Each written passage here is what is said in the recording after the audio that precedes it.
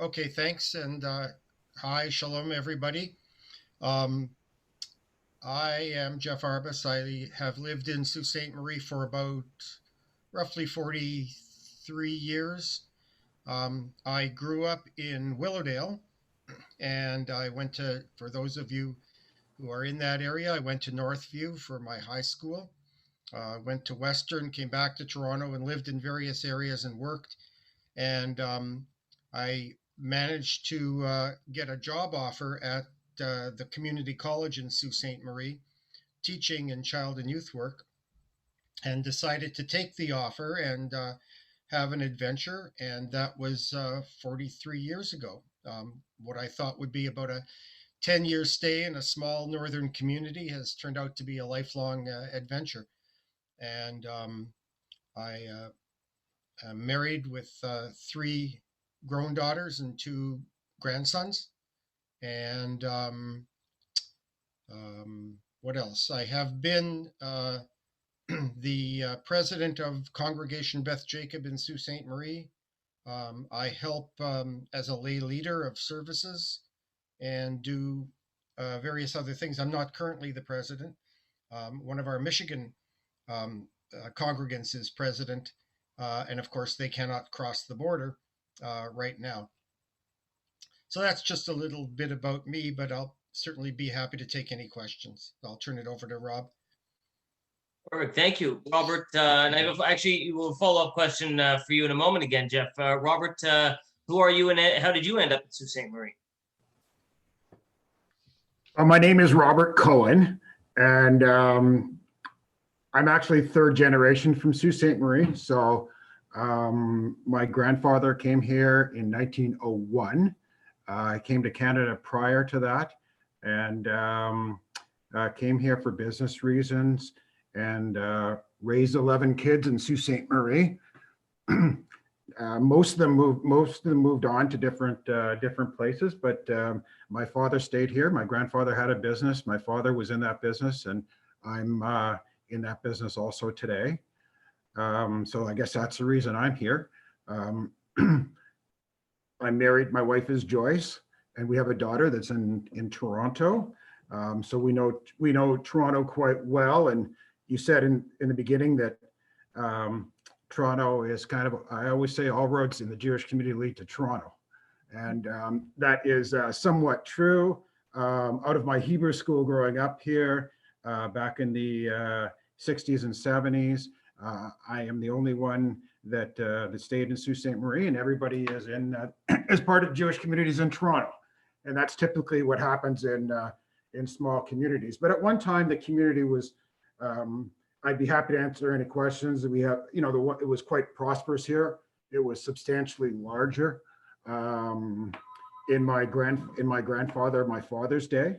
But we have a very vibrant community. And like Jeff, I've also been president.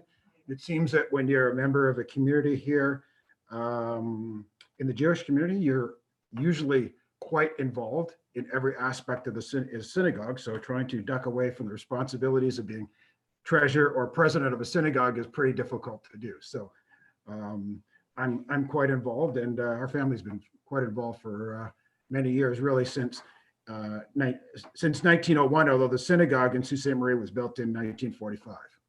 So while we're chatting with you, Robert, so your grandfather or grandparents were born in Sault Ste. Marie, or they were the immigrants to Sault Ste. Marie? No, my grandfather was born in Odessa in Russia. Came to Canada, which was quite common in those days. He went to Quebec first. He went to Trois-Rivières, Quebec. Was getting married to my grandmother. My grandmother was actually from Hamilton, Ontario. And they'd heard about a steel mill being built in Sault Ste. Marie, and a fellow named Francis Clerg. And that was in 1901. And I guess the story is they came here on their honeymoon, although it's a little hard to believe, but he actually, right after they got married, they came to Sault Ste. Marie. And so it was the steel mill that brought them there. It was a steel mill. But I think if you look at the Jewish community and the way economics was in Canada in those days, small communities relative to Toronto today is huge in terms of, forget about the Jewish community, but look at all the small towns around Ontario, and Toronto is so much bigger. But there was a lot of prosperity then. There was forestry, there was mining, and transportation. You couldn't get here by car in those days, so railway, and the railway transportation was actually quite good to all those spokes outside of Toronto, like Sudbury, Sault Ste. Marie, Timmins, and different areas. And really came here for the steel mill and economic reasons. And I think I know that's why a lot of people did. Interesting. Jeff, to pivot back to you, I know when we spoke to, when we spoke a couple weeks ago, so tell us, around 100 years ago, what was the Jewish population, of Sault Ste. Marie? Like how significant, when Robert's ancestors were coming over, how many Jews would be there at that time?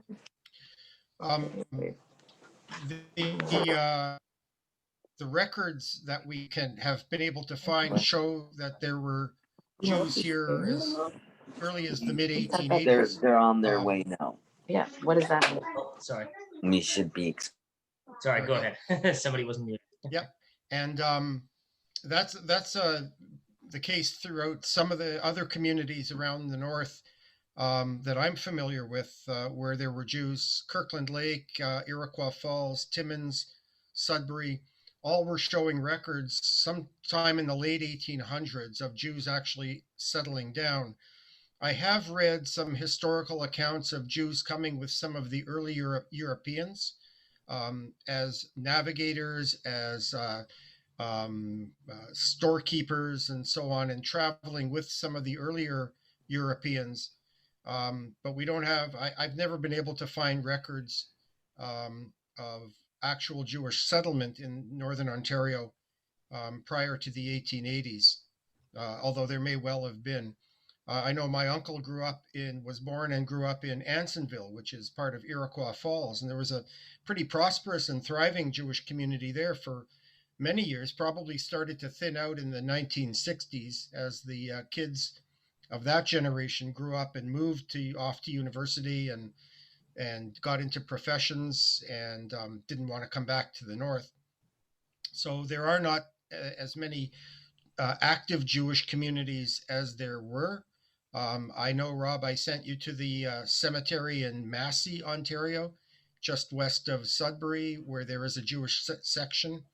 Some of it correlating with the Spanish flu epidemic. Mm-hmm. Yeah, a number of children's graves. Yeah, number of children there. And so, who knew? Massey, of all places. There aren't any, if there are Jews there, they're certainly not visible to us here in Sault Ste. Marie. So, but I think Rob will know better than me, but in around the 1930s, 40s, 50s in Sault Ste. Marie, there were a couple of hundred, maybe 200-300 Jews, Rob, I guess. And that's out of a population, because right now Sault Ste. Marie is something like 75,000 people, right? Yeah, it would have been smaller in those days, I think. Right. So tell us about, so today you have maybe 100, I think you told me 75 to 100 Jews maybe in Sault Ste. Marie out of 75,000. Back then, if we're talking 200, 250 out of 25,000, I mean, that's a significant minority, one out of every 100 people. So tell us about, both of us, please chime in here. What did Sault Ste. Marie specifically, because that's where you both are, with a significant Jewish population as a part of an even smaller Sault Ste. Marie, so they represented a disproportionately large percentage. Like how did Jewish life infuse life in Sault Ste. Marie? Back in those days, most of the Jewish people were in business. Yeah. A lot of them were in the clothing business. My family was in the scrap metal business. My grandfather started actually in the coal business when he first came to for heating houses. When he came to Sault Ste. Marie, so they had a pretty significant presence, similar to other communities, right on the main street of Sault Ste. Marie, which is called Queen Street. And even when I was growing up, I would say probably 30-40% of the businesses on the main street were Jewish-owned businesses. A lot of them were in the clothing business. And again, back in those days, transportation wasn't that easy. So you could come here by rail, but you didn't have the mobility you have today. And what happened is that next generation sent their kids off to University of Toronto and different schools. A lot of them became professionals, and of course they married people. They stayed in the larger communities where they went. My grandfather actually, who I mentioned, came here in 1901, had 11 children. 8 of them were daughters, and he realized he was quite concerned when he came here that a lot of his family was going to intermarry. So he actually sent his girls off to nursing school in New York City. So as a result, they didn't come back to Sault Ste. Marie. He scattered the family around the world, but he wanted them to meet Jewish spouses. So he sent them off to New York to go to school. And but there was a really prominent business community in Sault Ste. Marie in those days. And if you look at Sault Ste. Marie, and again, all these small towns, the outlying areas were much more prosperous than they are today. And there's a huge amounts of lumber, forestry, mining, and there was no internet. There was no way to get to Toronto. So where did you go? You went to the next biggest community. So they come in by rail to Sault Ste. Marie. They'd spend a few days. And of course, these Jewish merchants, it was quite prosperous, and they would sell clothing, shoes, whatever, to all these people that were kind of living in the hinterland. And they had their connections in Toronto and Montreal. And I've met a number of clothing suppliers that, Jewish clothing suppliers that knew merchants in Sault Ste. Marie and had connections. And it was actually quite a fairly affluent, prosperous business community back in the 20s, 30s, and 40s.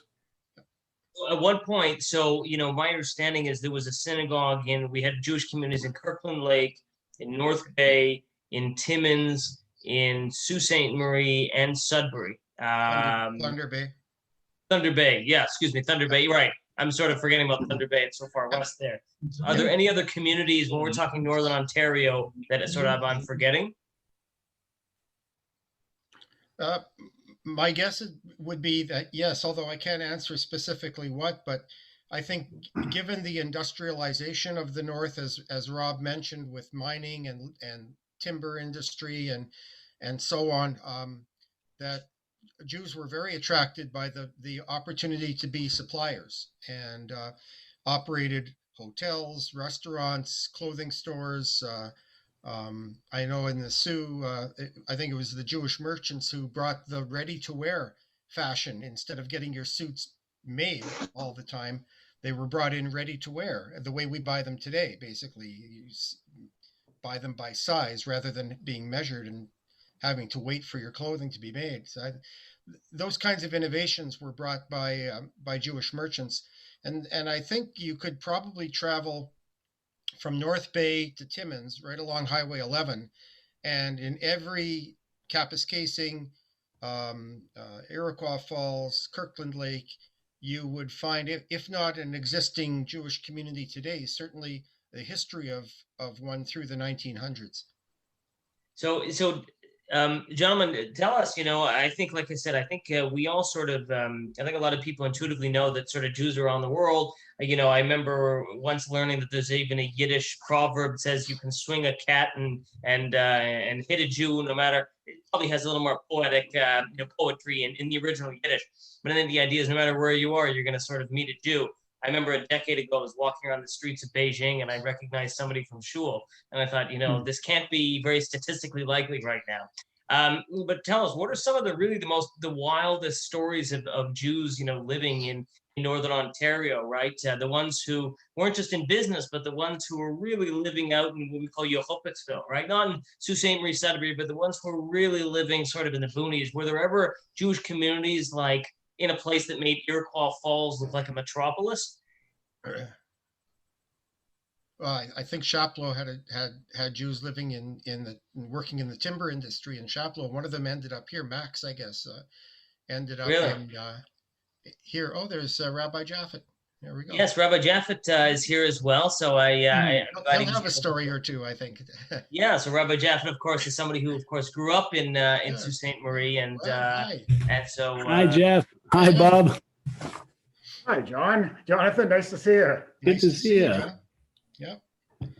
So yeah, I think Rob may have more.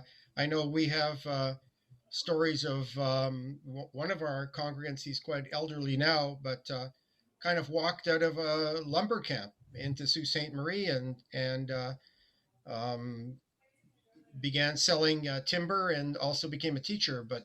But when he first came in, he pretty much looked like any lumberjack anywhere, and was a survivor of the Holocaust and came to Canada to find his peace and his fortune, and he found it around here. So while we're on you, Jeff, I want to ask Rabbi Jeff, because I know, of course, he's here as well. What was it like, Jeff, when you came? And I meant to ask when you were introducing yourself.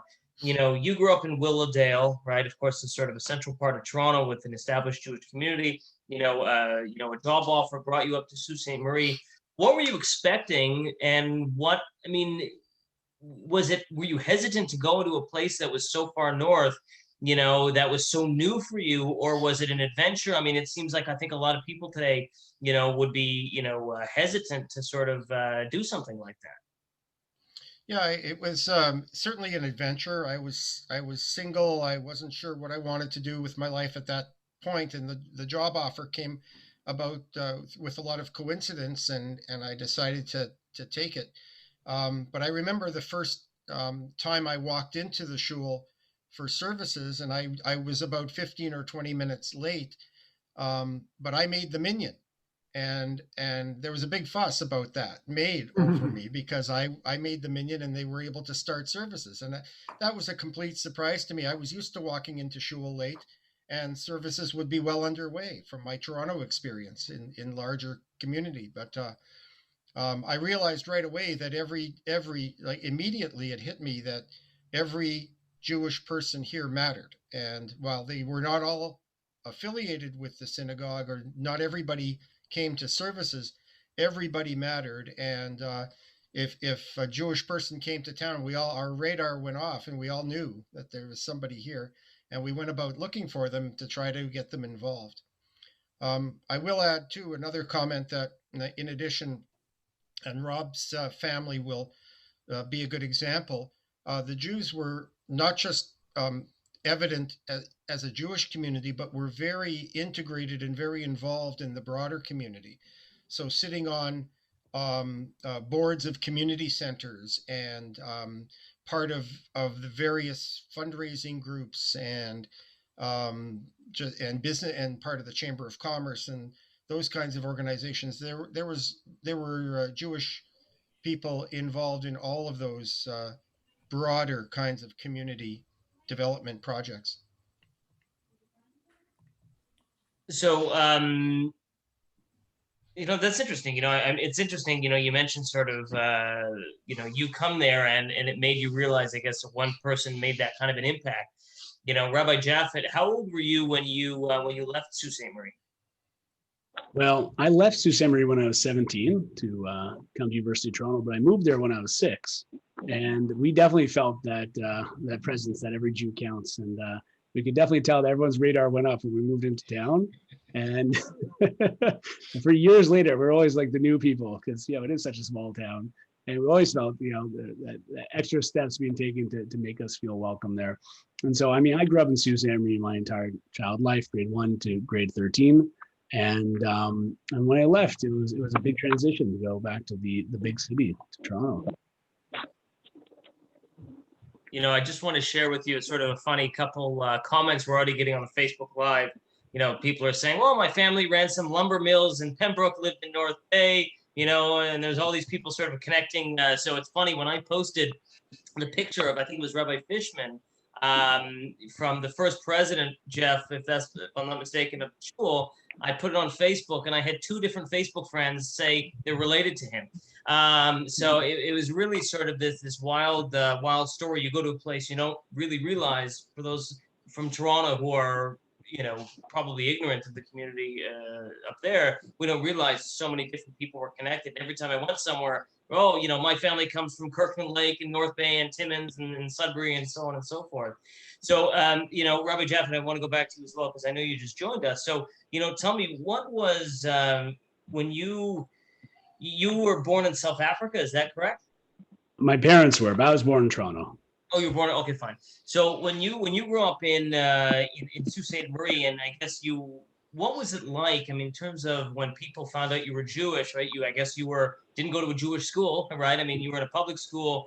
Were people non-Jews shocked to hear that there were Jews there, or did they just assume that there's 500 million Jews around the world? Of course, there'd be Jews everywhere.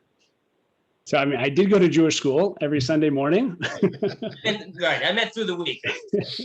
Through the week, yeah, not so many options there. The nearest commutable school would be probably 8 hours away.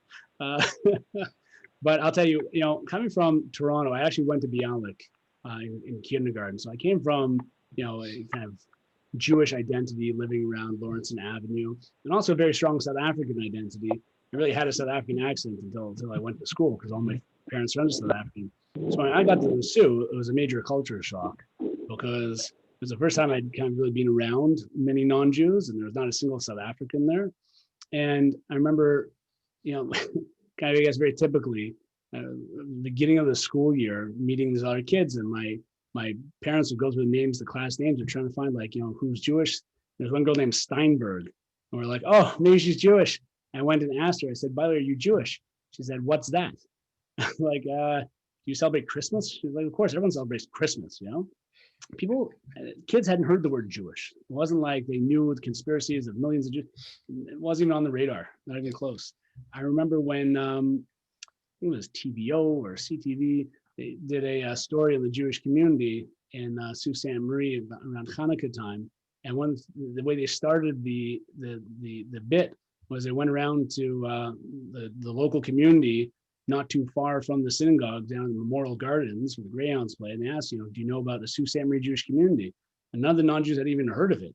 And I think a lot of them just don't have a clue what a Jew is, to be honest. Wow. Jeff and Rob, I'm sort of curious your perspectives as well. Rob, you grew up there. Jeff, you didn't. Sort of what has been your experience when you've been, interacting? Of course, Rob, obviously, your whole life with sort of the wider non-Jewish community. Are they aware that there are Jews there in your experience? What happens when they find out that there are? I mean, what's their response, the reaction? I'll never forget in my first year university, I went to university with a girl from a very small town, and she told me, you're the first Jew I ever met. And then I remember one day she was telling me about her teacher, something, Mr. Goldberg or Goldstein. And I remember saying, oh, well, that was probably a Jew. And she's like, what makes you think so?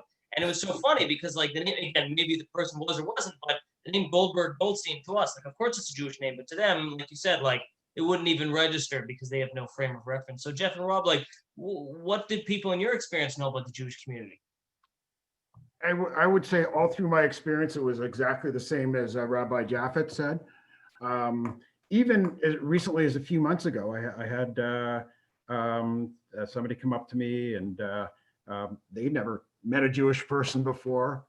I had somebody from Wawa who's never met, asked, I remember a few years ago, they said, I came up to me, didn't know who I was. And I said, I hear this business is owned by Jewish people. And I said, yes. And they said, what do they like to work for? And I said, you couldn't ask for better employers, like just wonderful people. So I think a lot there is, I mean, Jeff said earlier that the Jews are very involved in the community, service clubs, politics, but we're small in number. Unless you really know somebody or make an effort, so that's not true of everybody, but unless you make an effort to or have the opportunity to meet somebody in the Jewish community, you're probably never going to know. And our synagogue is downtown, but it's very it's not that prominent. So you could drive by and really not know what it is, although clearly you would drive by and see it's a synagogue, but the average person probably wouldn't. So what Rabbi Jaffet said still holds true today. Growing up, generally I was there was I'd never had another Jewish, well, maybe I did, John Hornstein. So maybe once or twice I had another Jewish student in my class. And that's, it's tough growing up because during the holidays, you're celebrating opposite holidays to everybody else.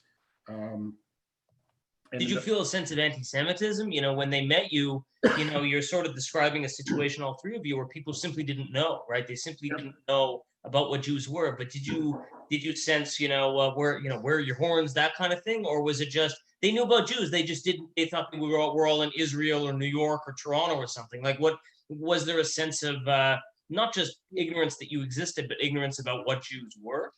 I never sensed anti-Semitism. I think it's just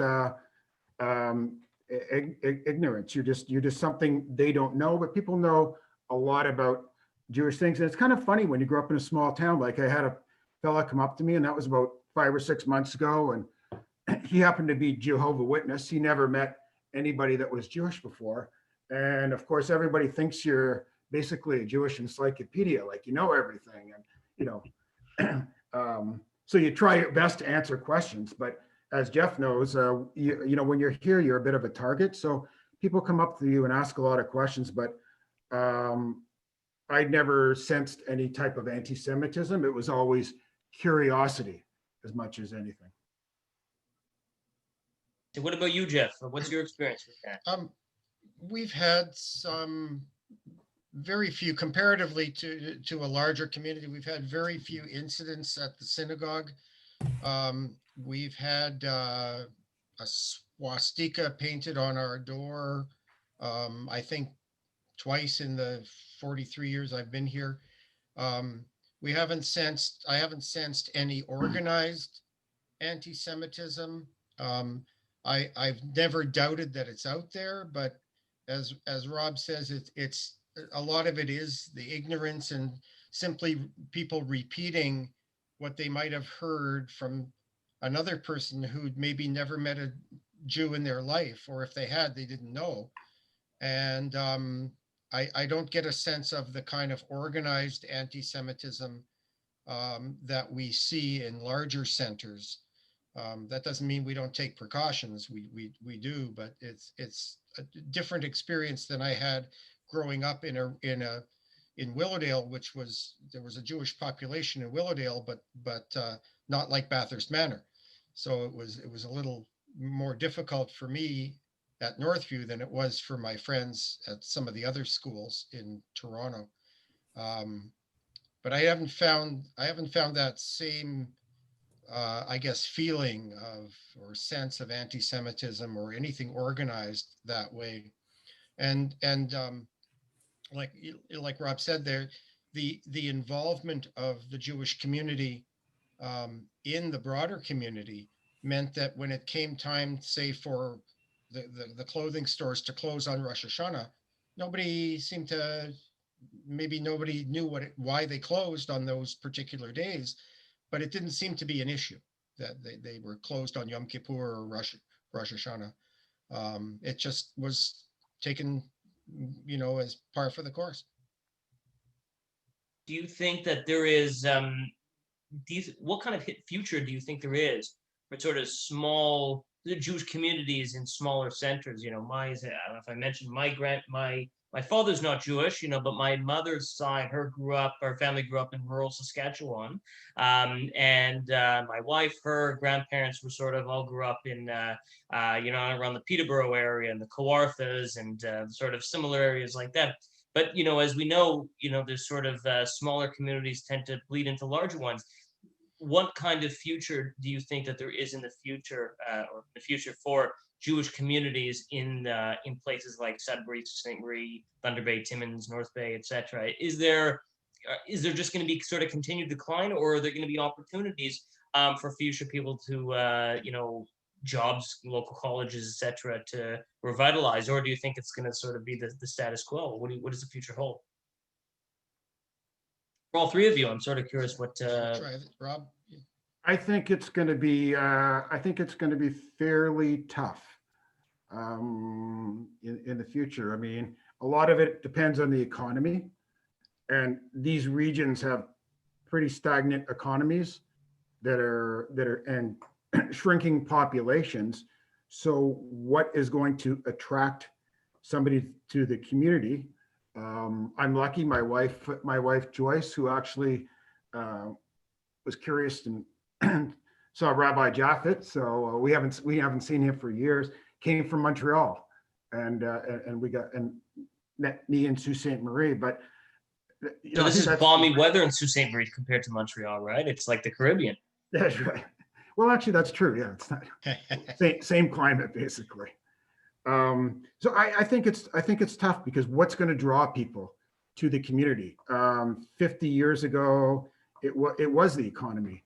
Today, it certainly probably won't be the economy, and we don't get anywhere near the immigration that you would get in the larger centers. And the other problem is, although we're, you know, fairly stable, you have a small community that has to keep a synagogue going, and a synagogue in a small community, it really is the Jewish community center of the community. So it's more than the synagogue.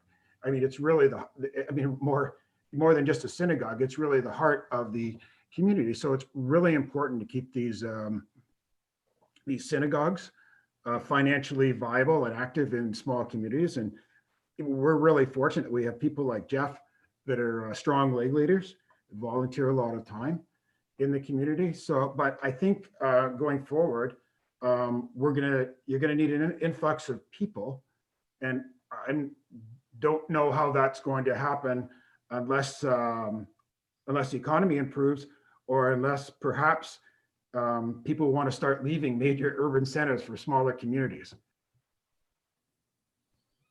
Yeah, I think I would support what Rob said, and I think, you know, you look around the north, compared to 50 years ago now, there's maybe synagogues operating in North Bay, Sudbury, Sault Ste. Marie, and I think Thunder Bay is still operating, but not as regularly as it used to be.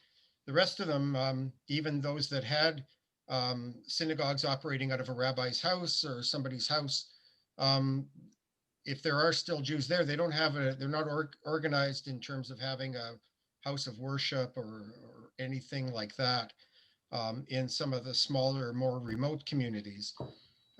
Combine that with the changing economy, and so there's fewer people coming for a lifetime of business opportunity. It's more, you know, physicians are flying in, flying out.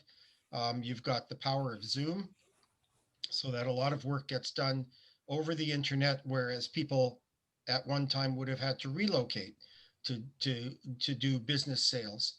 Now we have Amazon. So things like that are, you know, are certainly a concern. And I think, you know, if anything, what we noticed though, that on the other side of it was when we did Zoom services for Rosh Hashanah, we actually increased our attendance because we had people from all over the place who used to live here, who still receive our emails. They were chiming in. And we do accept donations. I'd add another thing too, you know, on kind of like a positive note, that, you know, 30 years ago when we moved to Sault Ste. Marie, there's a lot of talk about the death of Northern Ontario Jewish communities and it's not going to survive. That was 30 years ago. Yeah. And I mean, the reality is obviously that it is declining. There's no doubt. But, you know, we're still hanging in there to some degree. You know, somehow there's always Jews. Aside from the economic factors, I think we also have to, you know, recognize the religious factors as well, the educational factors. You know, I went to Sunday school, which gave me a great foundation for my Jewish education here in Toronto. But if someone is, you know, a little more serious about the education they want for their kids, you know, there's no opportunity to send them to a school in Sault Ste. Marie, and they can't commute to Toronto, obviously. And so I think for a lot of people I know who might consider moving to somewhere more rural or somewhere out of the big city, like you'll find in the United States, people moving to New Jersey and further far afield, we're kind of limited, you know, certainly from a religious perspective, to locations where you can have a proper Jewish school and education for your children. And when you have that, then, you know, one married couple can have 10 kids, they can each have 10 kids and it can grow. If you don't have that, all the kids tend to leave. I know, you know, my sister and I left. I know Robert's daughter came to Toronto. Jeff, are all three of your girls still in Sault Ste. Marie? No, Miriam's in Toronto. Miriam's in Toronto, yeah. And just thinking of the kids that I grew up with, Sabrina Hooper, I know came down here. Liam went back and forth. You know, there's only so many kids to begin with. I think I could name every Jewish person under the age of, you know, 40 that I grew up with in Sault Ste. Marie.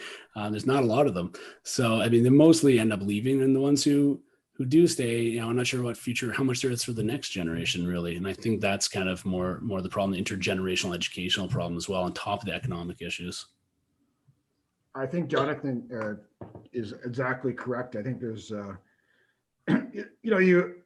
for religious reasons, it's difficult in small communities if people want to keep kosher. That's a real challenge in a small community. So, there's only a certain element of people that would actually venture out into the smaller communities if they fall outside of that group. So what about sort of the presumably lower cost of living? Is that going to appeal people, or without a larger hold? I mean, that's not going to do it.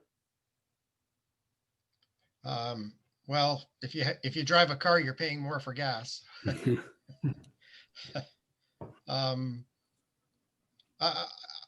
It's hard to say. I think